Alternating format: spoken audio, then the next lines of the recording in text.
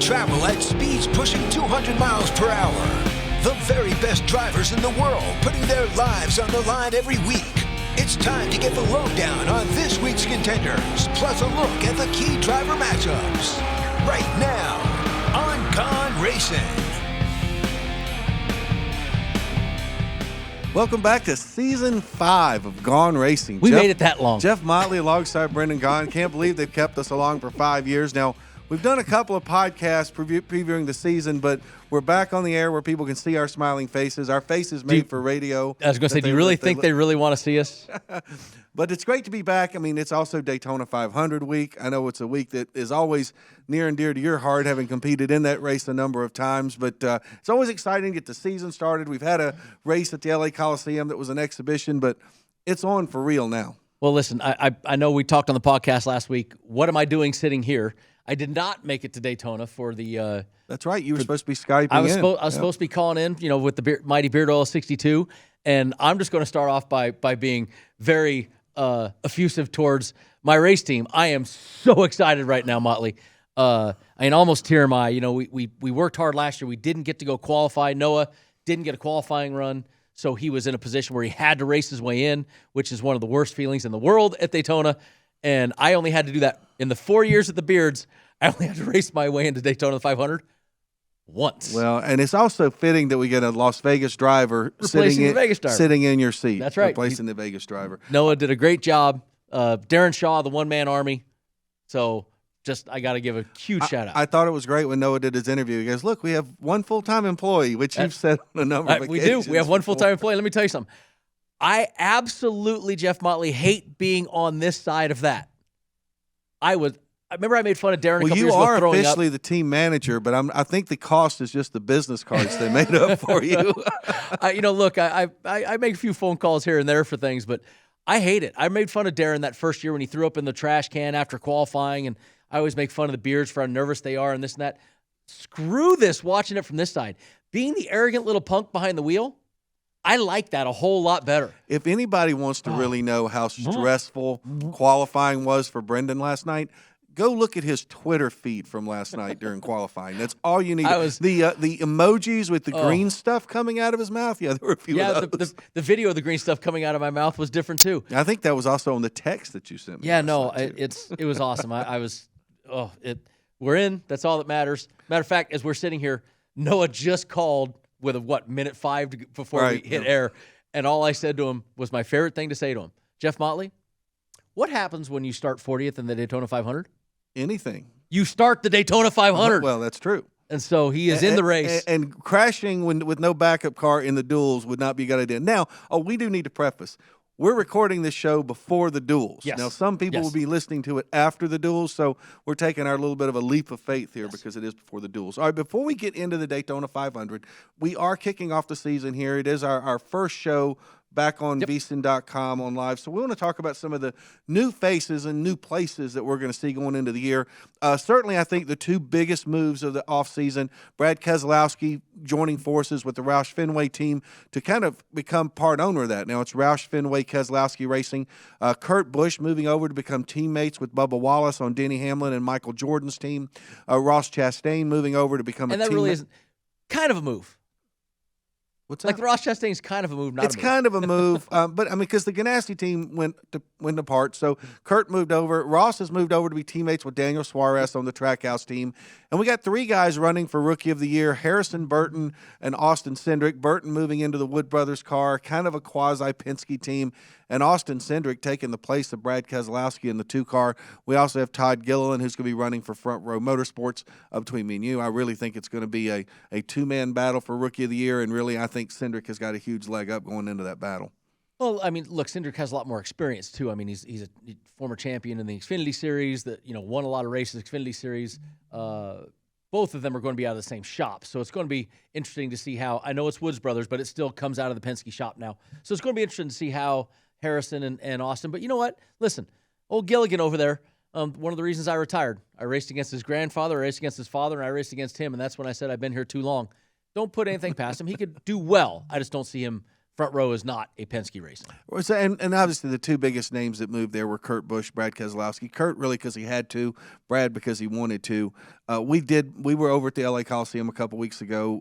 We thought that Kurt actually seemed like they made that car better and better. He kind of got unlucky there at the end. Brad's team just kind of did not seem like it had it. So he's got a lot of work to do. Well, we have some predictions later that we did last week that you'll see some of our predictions that might center around Brad Keselowski. And the other big thing that is new this year is the car. Yes. The car is very new. The next-gen car that we've got, obviously this is going to be a little bit more of a less expensive car in the long run, not necessarily in the short run. We've also had supply chain issues where everybody knows you go to the grocery store, we got supply chain issues. Well, it's affecting the NASCAR teams too to be able to get all their backup cars together the way they want to. A huge difference on the pit stops. No more lug nuts. There's going to be one center hub to take off. So theoretically, you're going to change the tires in about 6 seconds. It's the fuel you're going to be waiting on almost every pit stop now. I was watching the guys. They're doing not 6, but they're changing tires in about 9 seconds. And the fuel's taking 9 to 10 seconds. So the pit stops will be good pit stops in the low 10s, early 9s. Bad ones now will be 11.5, stuff like that. So definitely going to change how that goes. And I love how people are so upset over the one lug. It's just 21st century, guys. Most race cars have a single lug system. Formula One's is making a pit stop in like 2.4 Yes. seconds. I don't know how they get the fuel in that They don't fast. fuel anymore. Well, they're electric now? Nope, F1 doesn't. They start the race. They On don't enough no more. fuel to run the whole race? Wow, I learn something new every day. See, help you out. All right, now let me ask you one. We talked about this a little bit off air before we came in here. One thing that could really come into play this weekend at Daytona are the bumpers.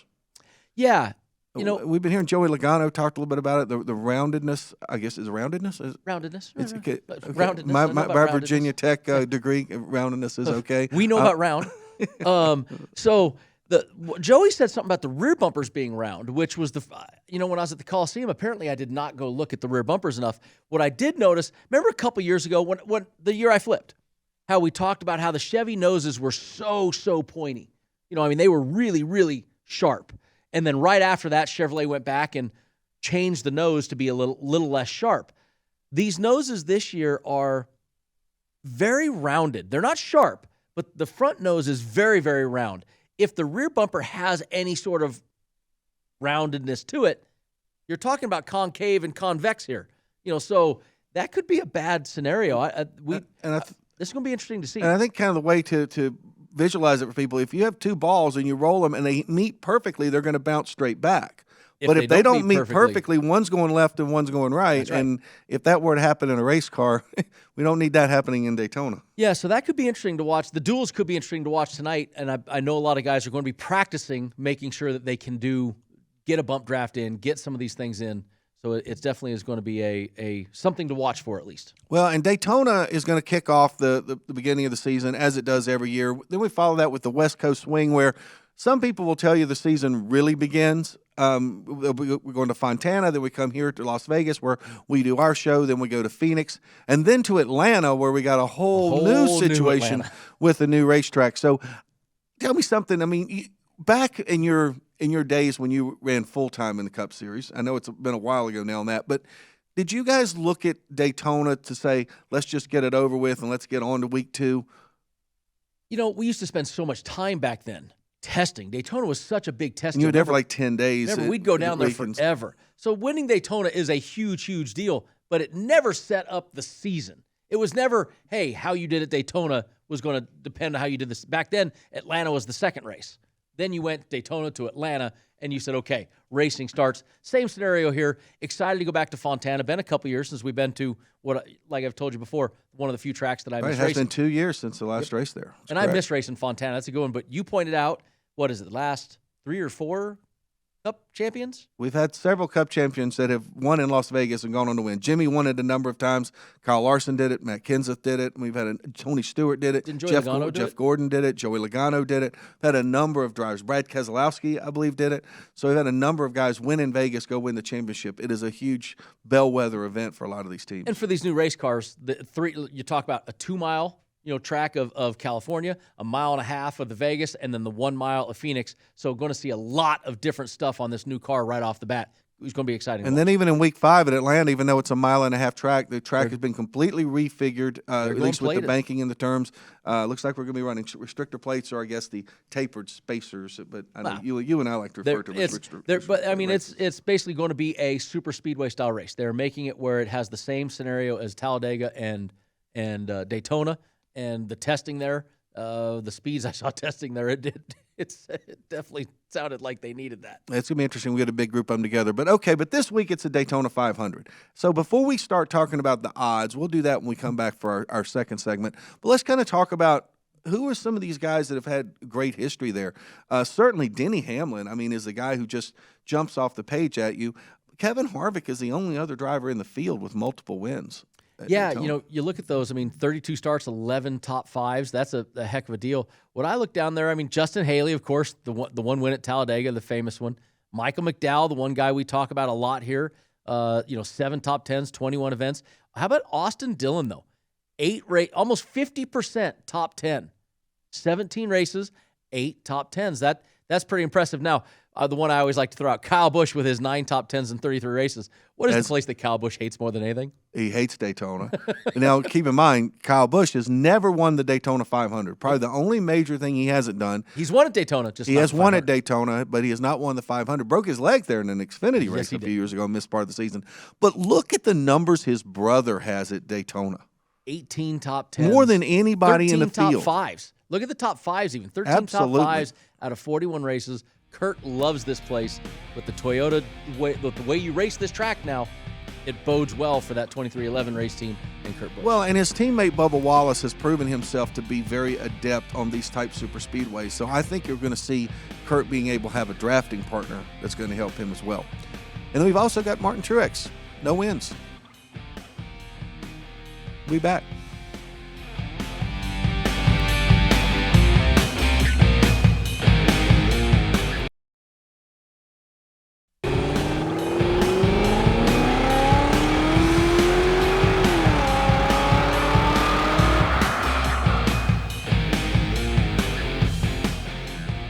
Welcome back into Gaughan Racing. Jeff Motley alongside Brendan Gaughan, and we're proving why it's week 1. We didn't exactly get out of here the smoothest in the first segment of you fixed up other thing, but nobody else noticed. But you're right. We noticed because we try to be perfectionists, even though we're not really a long way from that. Not in here yet. What's that? Our main guy after us. Mike Pritchard. Pritch ain't here. Pritch ain't here. Mike Pritchard was here. We don't get professional until Pritch walks in. Absolutely. All right, we're talking Daytona 500 this week, though. So let's start talking about the odds to win the Daytona 500. No big surprise. Denny Hamlin, who is the guy to beat at Daytona almost every time we show up down there. He's a plus 850. Chase Elliott, 10-1. Kyle Larson, 11-1. The Penske teammates, Joey Logano, Ryan Blaney, are 12-1. William Byron and Kyle Busch at 15. Brad Keselowski, 16. Kurt Busch, 17. Kevin Harvick, Alex Bowman, and Austin Dillon at 18.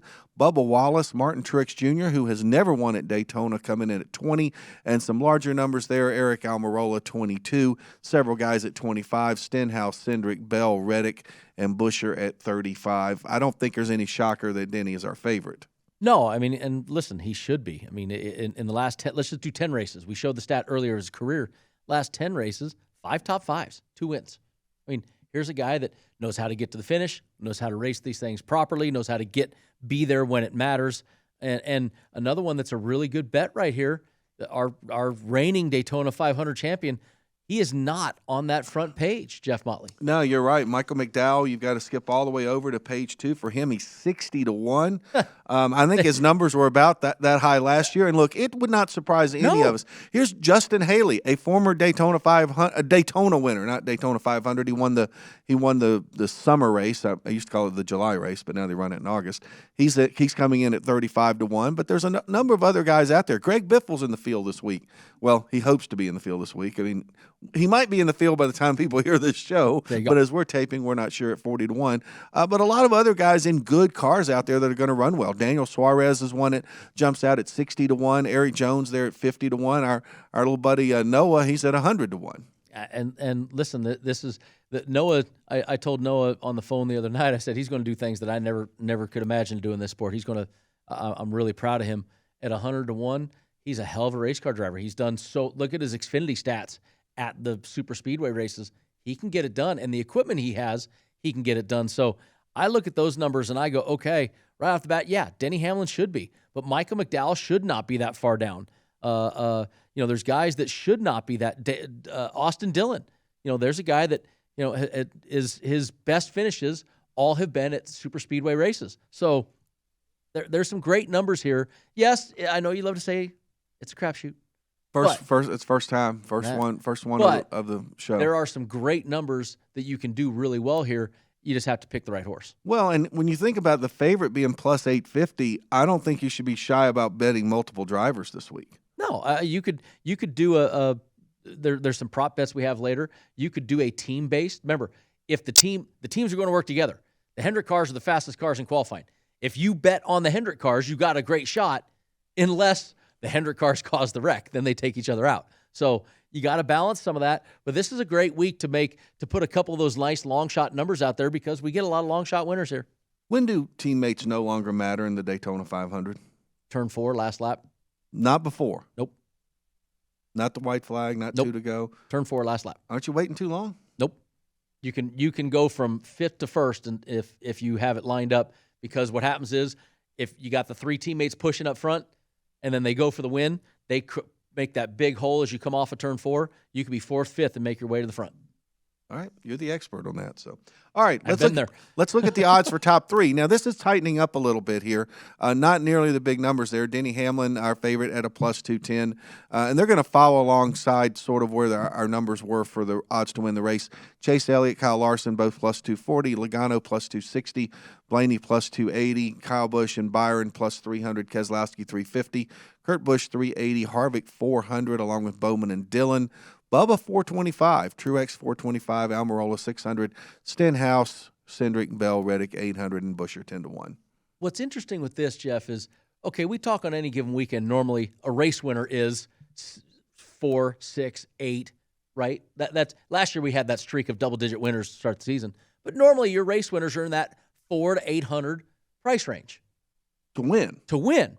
You're talking top 3 now. So what I like is, you can take a couple long shots here, but you can go on that organization bet. So, let's say we don't want to bet on the Hendricks. We think the Hendrick cars, they're fast, but one mistake takes them out. Okay, let's go on the RCR Chevrolet side. Let's do an Austin Dillon 4-1 and a Tyler Reddick at 8-1. Put a Colleague car in there. What don't you see on this page? Any of the Colleague cars. Right, Justin Haley, who was going to hop in there. He was the same as Buescher and Daniel at Hemrick. 10-1, and then we see Daniel Hemrick at 13-1. So you could put those 4 guys. You got 4 guys with a great number that can flat out have a chance to win this race. Okay, let's go on the 2311 or let's go on the Trackhouse side. You got a Daniel Suarez at 20-1 and a Ross Chastain at 13-1. You put them in with the Chevrolet mix of say the Childers cars. They make it through the wreck. You got some great people, and Noah Gragson, and Ty Dillon and GMS. There's going to be a Chevrolet line. There'll be 2. The Hendrick cars don't like to play nice with others, but all the rest of the Chevys like to play nice. Well, and kind of what I see in there is I see certain guys that I say bet them to win, don't bet them top 3, because the guy I'm going to throw out, Stenhouse. Stenhouse is not going to finish 2nd or 3rd. No. He's either going to win or he's probably not going to cross the finish line with all 4 wheels on the ground, right? There's a common trend in his career here. So, that you don't want him behind you. You're asking about coming off of turn 4. The one you don't want behind you, the one you don't want behind you coming out of turn 2. He normally gets a little premature and starts doing it off. But you get my point, though. There's certain guys that are wreckers or checkers. Yes, and that is he's the first one, obviously, that would come to mind. He absolutely is the first one that comes to mind. Sorry. Okay, well, moving on. Now, one thing we don't talk a lot about when we get to places like Daytona and Talladega are the driver head-to-heads. And I think we look at the driver head-to-heads, and we don't see really big numbers unless the guy, sometimes we talk about, you're going to bet somebody on the don't line.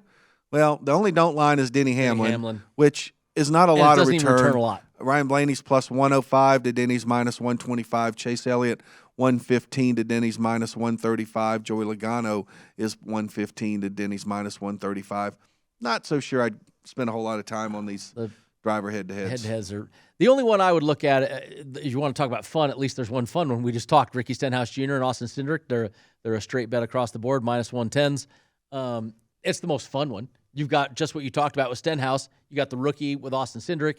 You have both of them, one a Ford, one a Chevy camp. You've got a lot of differences there. Could be fun to watch that one, but otherwise, we always talk when we get to Daytona and Talladega. That's about all the time I want to spend on head-to-heads. My whole thing with head-to-heads is I think this is the one time that I wish that the odds makers would have a little fun with it. Put Kurt Busch against Kyle Busch. Put Kurt Busch against Bubba Wallace. Put Daniel Suarez against Ross Chastain. I just think those could be kind of a little bit of fun. At least you get some fun numbers out there instead of just Denny Ryan, Denny Chase, Denny Joey. I'm with you. All right. Our favorite things are the groups. Yes. You want to start on the groups here? Yeah, let's go to it. Listen, we got a lot of stuff last segment anyways. Let's go to it. We've got a lot of stuff to talk about, so we're going to start on the groups. Let's go to Group A. No big surprise that Denny Hamlin is the favorite at plus 235 in Group A. Ryan Blaney is plus 275. Chase Elliott and Joey Logano both at plus 290. I think maybe the thing that surprises me a little bit there is to see only one Hendrick driver there in Group A. I expected Hamlin to be there, but I know that Joey and Ryan are really, really good on these type racetracks. Well, and you got to remember, Ryan Blaney has a win at Daytona. Last 10 races, 5 top 5s, 3 top 10s. But let's go just to the super speedways. Ryan Blaney, 3 wins, better at Talladega than he is at Daytona. But still, 275 against Joey and Chase. Group A is going to be a tough one. What I see there is I see a Toyota camp, I see a Penske camp, I see a Hendrick camp, and I see another Penske camp. So I see 2 Penske cars. My favorite is go for the Penske cars if they're going to push themselves through that group if you're going to bet one. But I wouldn't do Group A today. Yeah, I think Group A is a really tough one. I don't disagree with you. I think instead of having to make a bold pick Denny prediction, Hamlin to win instead of Group A, and it's pays you better. Well, exactly. So now let's take a look at Group B. We've got our reigning NASCAR champion Kyle Larson is the favorite in there at plus 260. William Byron and Kurt Busch and Bubba Wallace all at plus 275. I think the first thing it gets me, Brendan, is that Kurt Busch and Bubba Wallace's odds to win the Daytona 500 were pretty high and a lot higher than others. But to move them all the way up to Group B, it's almost like you're really inviting the money on Larson and Byron. Well, I think you're trying to. Kurt Busch is. We talked about how good he's been, but he hasn't been great lately on the super speedways. He does not have a lot of good finishes. He's got a win in the last 10 races Daytona, but only 1 top 5, 2 top 10s. So Bubba, of course, won the rain-delayed race last year in Talladega, so he got his first career win there. I think you're going to see a lot of emotional money on that Bubba Wallace side. I think that William Byron, though, has proven that he's the best restrictor plate racer or super speedway racer in that group for my money, for my taste. Well, 2 Hendrick guys, 2 2311 guys in that group. All right, we come back on Gaughan Racing. We'll start with C Group.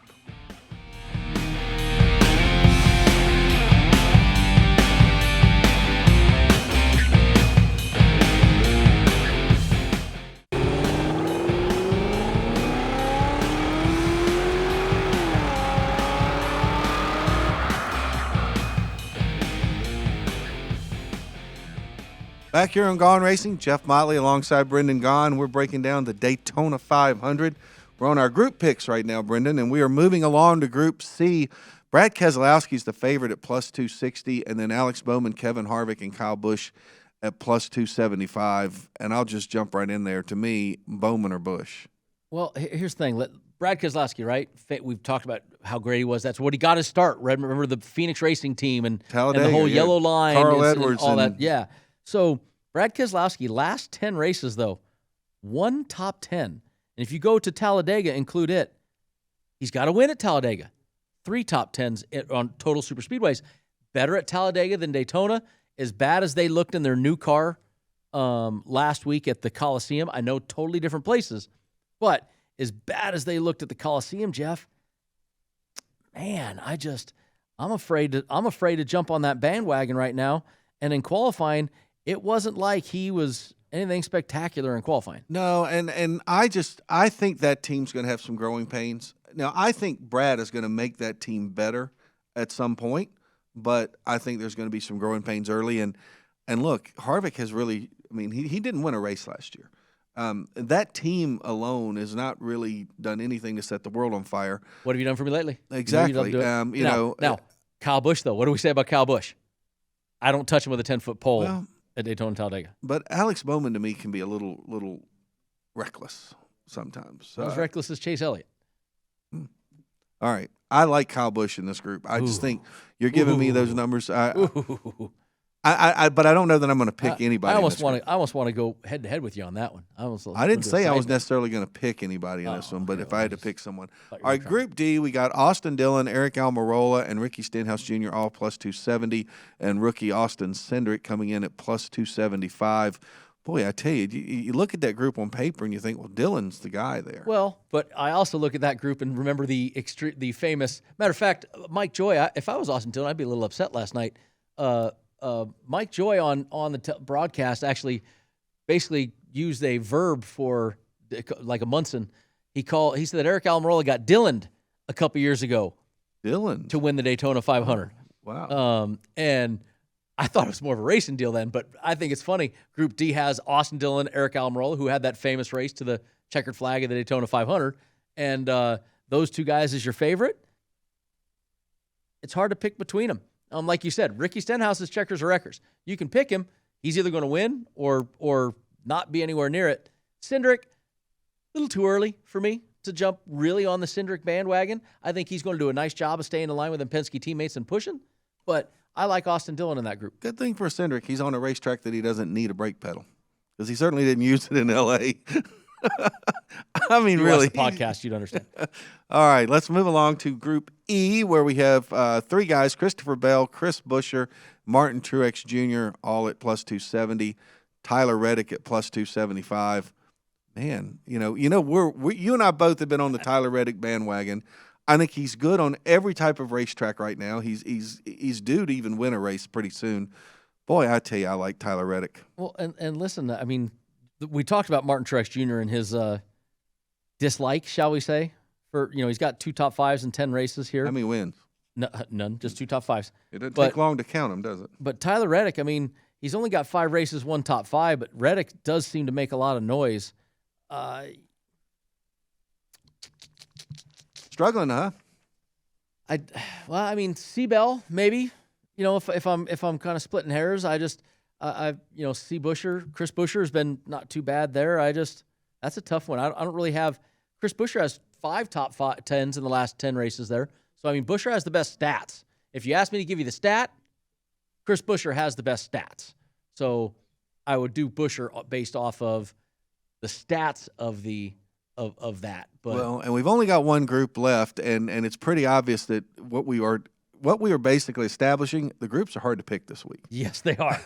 We normally love the groups. It is tough this week. Group F, we got 3 guys at the top there: Allmendinger, Chastain, and Justin Haley, and a big drop off to Chase Briscoe plus 290. I'm not really sure that I could differentiate them. I think Chastain might be the favorite there, but I can differentiate the heck out of this one for you, and it's not obvious is the problem. Well, I know Haley has a win, but it was a win because Kurt Busch shouldn't have pitted during a rain delay. But it's not Haley. You ready for this? In the last 10 superspeedway races at Daytona, I'm listening. Who has 4 starts and 4 top 10s? Well, I mean, I would have to guess it's Chastain. No, Dinger. Dinger, 4 starts, 4 top 10s, not a 2 road top course. 5s on the big track. So I can look at this and say, you know what? That's not terrible. I think the Dinger, and look, the equipment he's in, what I've talked about, the group he's going to be in, that that Childress Chevrolet group. I think that could be pretty darn nice right there. So you finally found one of the groups that you actually kind of like the matchup there. I do. I think I like Dinger a lot in that, and it's a 285, 265. No, he's plus 265. 65. It's all 3 are favorites Good number. there. All right, now, Brendan, this week, we've gotten through the groups. We got some pretty cool props. Now, we used to have the prop on what manufacturer is going to finish high or whatever. But and I'm sure we'll have that in coming weeks. We'll have that in coming weeks. But let's just go through some of these this week because I think there's some exciting ones there. And I think they're actually worth breaking down because guess what? Some of them, I think, have got some really good numbers on them. So let's start. The first one is what organization will have the most cars to finish in the top 10? Hendrick Motorsports, clearly the favorite, plus 135. They've got 4 cars out there. It just does, same as Joe Gibbs Racing at plus 160, 4 cars out there. Team Penske's only got 3 cars out there. They're coming in at plus 230. That's the only ones that we have odds on. And that's why it has a higher odd, because remember, The Woods brothers do not technically count as a Penske car. As a Penske car. So to me, I can look at that and go, the Gibbs cars have learned how to hang in the back. That's what gives me the Gibbs advantage. The Hendrick cars like to stay up front. And you just mentioned you think Alec Bowman, I think Chase Elliott, they both have a tendency to cause a lot of mischief, let's just say. But Team Penske, now that Brad's gone, remember the strife between Joey and Brad, how they didn't work together well as teammates? There was a lot of this going on. I was at Penske Racing when they had two drivers that didn't get along very well. Now you got Austin Cindric in that mix. You've got Joey, you've got Austin, you've got Blaney, three guys that I think can work really well to each other. Even though it's only three cars, I like the plus 230. I think that's a good number, too. I like that. The Gibbs is going to be kind of interesting. But they've learned how to get to the finish. The Gibbs have learned hang and get there at the end. And it still doesn't seem to work out well for Martin Truex Jr. when it's all over. He's just sort of remember, 2311 doesn't count. That's only Gibbs. That's correct. But you do have two more Toyotas to help that Toyota pack, which they didn't have in previous years. Correct. Now, the next prop we've got is for Kyle Larson and Chase Elliott to both finish in the top 5, and that's a plus 450. So that kind of follows along your thought of Chase Elliott could do something that could jeopardize his finish. Because I think we know Kyle Larson, number one, Kyle Larson, he does not take unnecessary moves very often. He is a very smart driver. He does tend to stay out of trouble. Kyle Larson's a guy I think is going to be there at the end. Kyle Larson is absolutely. I just get nervous about Chase. He's only got. I've racing with him. There's things you see I don't like watching him on the super speedways. I don't. So see if William Byron and Kyle Larson were there, I'd think that plus 250. I would go. It would absolutely be less, and I would probably go for that bet. With it being Chase, makes me a little nervous. But I love the number, 450. That's a great number, though. I think we're both in agreement on that one. So the next one we've got two guys who have been very successful at Daytona, Denny Hamlin and Joey Logano, to both finish in the top 5, plus 400. I think it's – and I'm going to tell you why I don't think that's a good bet because – Kyle hates this place. Well, I thought Denny Hamlin and Joey Logano. Oh, Denny and Jenny. Sorry. Right. So my thought is on Denny and Joey, though, is neither one of those guys will help the other one.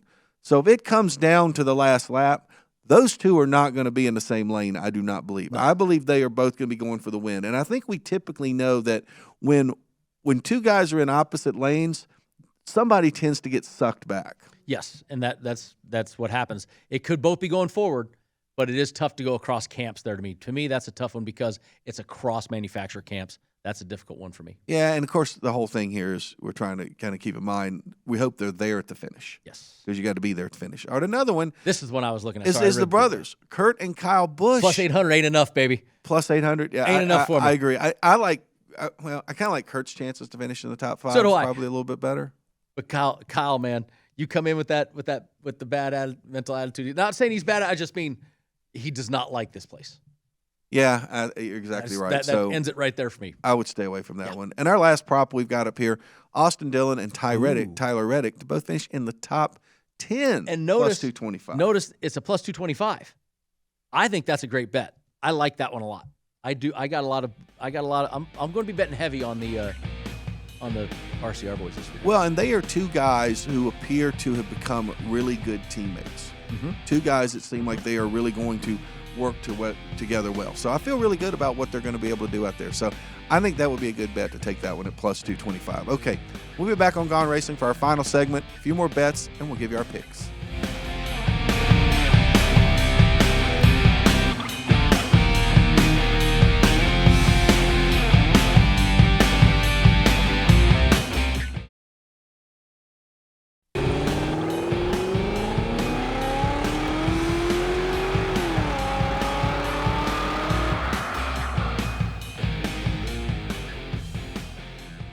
Back here on Gaughan Racing, Jeff Motley alongside Brendan Gaughan. Our final segment, we have done a pretty yeoman's effort of breaking down the Daytona 500. We will have our picks a little bit later in this segment, but since this is our first show of the year, we need to talk a little bit about the season. On our podcast last week, we kind of went through some of our picks, but let's take a look first off at the season odds. I don't think it's a big surprise that Kyle Larson comes in as a favorite at a plus 360. Chase Elliott is a plus 500. Denny Hamlin at 700. William Byron 800. Truex 900. Kyle Busch plus 950. A couple other notables in there. Blaney's 11, Joey Logano 12, Kevin Harvick 15, Brad Keselowski 22, Kurt Busch 25. Larson should be the favorite, but it's been a while since anybody repeated. Well, Jimmy Johnson was a while ago. But the thing I look at here is we talk about this, and I said it on the podcast last week. You hear me all year long. You hear me say this, Jeff, and betting a future is how you can set yourself up for hedges at the end of the year. Whose numbers are going to change? I do believe that a Kyle Busch or a Ryan Blaney or a Joey Logano, those numbers will shrink. They will get smaller. They will be closer for that championship. Martin Truex Jr., William Byron, those numbers will still shrink. Denny Hamlin's number will most likely still shrink. So now's the time. If you want to jump on that Kevin Harvick having a rebound year, take it now at 15. Alex Bowman, making it to the Final Four, having a chance, take it now at 18. Because those guys that make it to the Final Four, their odds are only going to be 250, 350, 400 to win the championship. Bet the future gives you the ability to hedge down the road in the end. And we saw that last year. Kyle Larson's numbers were, I think, about a plus 650. It was 15 to 1 or something at the start of the season. And it quickly started going down, especially after he won in Las Vegas. All right, one thing we've also got this season are some props on over-unders on how the drivers are going to do. Who's basically going to win the certain number of races. We got a team bet there, 23XI. They are plus 165 to go over.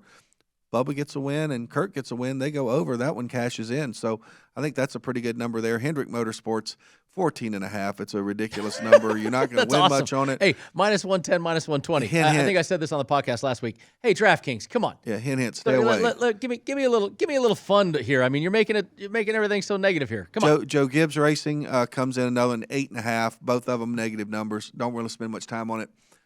Colleague Racing. A brand new team, startup team, and they've got them as a prop bet for number of wins. All they got to do is win once.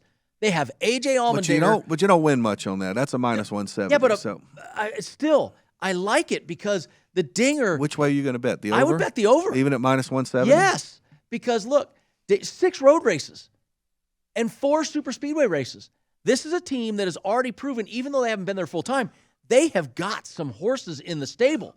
I like that. What does Uncle Brent say? It's all about cashing tickets. Doesn't matter if it's a big ticket, cash the ticket, right? Okay. Stewart Haas Racing, over 2.5 is where you're going to win money. That is the dog. The dog. Well, this is Big 3 and me, 2 years removed. Well, guess what? That's 2.5 more races than they won last year. No, but still, that's how the mighty have fallen right there. That's a quick fall from grace. And Team Penske, another one. You can't really win much on that one. 4.5 is their number. Minus 105 for the over. Give us something fun to bet. Come on, guys. Under. So not much to be talked about on that one. Do we have that? Do we have our numbers on the drivers over under? I don't know if we have that graphic up there or not, but if we have the driver over under graphic, we don't have that. We had it on the podcast last week. We did have that on the podcast last week. One thing Brendan and I did last week too, and we only did it on the podcast. So if you listen to the podcast, you're going to hear a little bit of a repeat number. But our season predictions. They have the driver season win props. Oh, we do have the driver season win props now. So there's a bunch of them on a big screen that's really kind of hard to read from right here. We're old, showing our age. But in the end, we did pick a bunch last week, Jeff, and it was some fun. There's some fun ones there. I mean, guys that can get one win can pay you pretty good. There is some interesting numbers there. But we can just talk about how we picked. Well, and guess what? You can find all of it on the website at vsin.com. So go check us out there. But let's talk about some of the predictions that you and I made last week, Brendan. We both picked a driver to win the title. You went with Joey? I went with Joey. I think that he's going to take the reins as the leadership role over that Penske group, and I like what I've seen, especially after what I saw at the Coliseum, that they really have got a handle on this car quickly. So I like Joey. And I like Kyle. And I think the biggest reason that I like Kyle is because he's in a new car. And I think being in a new car, and he is such a great guy at adapting to new cars. I just really like that. We talked about that. Right. Who won the first, finished second at the Coliseum, who won the first, the winged next gen, the Gen 6 car, the first races, the first championships. Kyle Busch, he does change quickly. I do like that pick also. All right, my final four, I'm going with Kyle Busch. Obviously, I have him winning it. Larson, who I just think is going to be right there at the end because he's going to win a lot of races. Chase Elliott, and my surprise guy there, Tyler Reddick. I like that too. I went with Larson. We both have Larson in ours. And, of course, I had to take Logano because he picked him to win the championship. But I got Kyle Busch, like you, and William Byron. So we have Larson and the Kyles are our two, call them locks between me and you. And then we have Joey and William Byron for me. A couple other ones we had today. Breakout driver. We both like. You picked Tyler, him in the Final Four. Yep, I got him in the Final Four. We both like him. Rookie of the year. I don't think. I think Harrison Burton is going to surprise and do well. And I even think that Harrison Burton will be able to win a race this year, possibly. I do think that. But I think Austin Cindric is going to take a commanding lead with that the Blue Deuce. And we figured if we're going to do a breakout driver, we're going to see who disappointed. Well, the funny part last week was the disappoint. Since we both took Keselowski, we decided we were going to take a second one. Second driver, and I took Truex because I think it's heading the other way. Kind of like I think Harvick was that guy last year, which is why I didn't pick him. And you kind of went a different way. You picked Truex, and I picked Chastain, and I only picked. I mean, like we said, people, if they understand the history there. But what I said was what we saw out of his performance at the Clash. Now, I know it was a non-points race, but you got to extrapolate how they react to those things and how it goes there. He's got a lot of pressure on himself.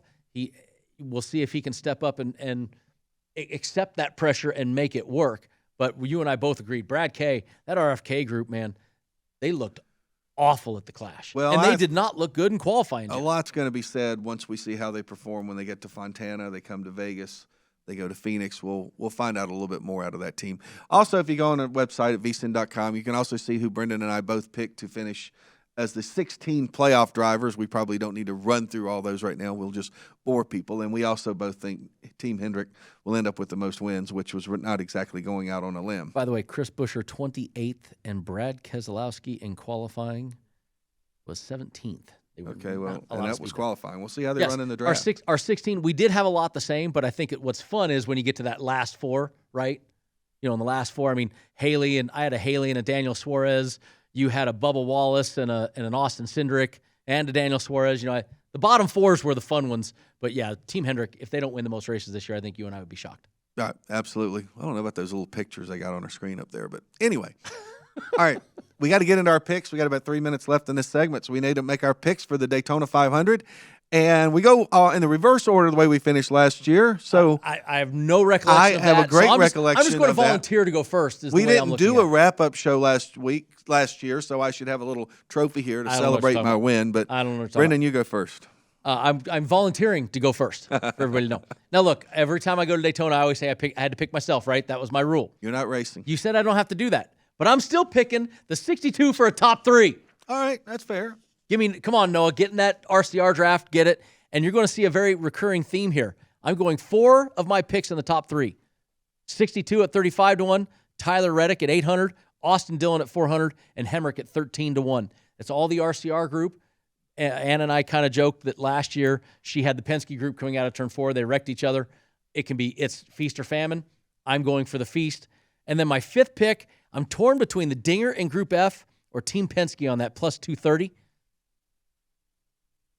I'm going to go Team Penske plus 230. Most cars in the top 10. Okay. All right.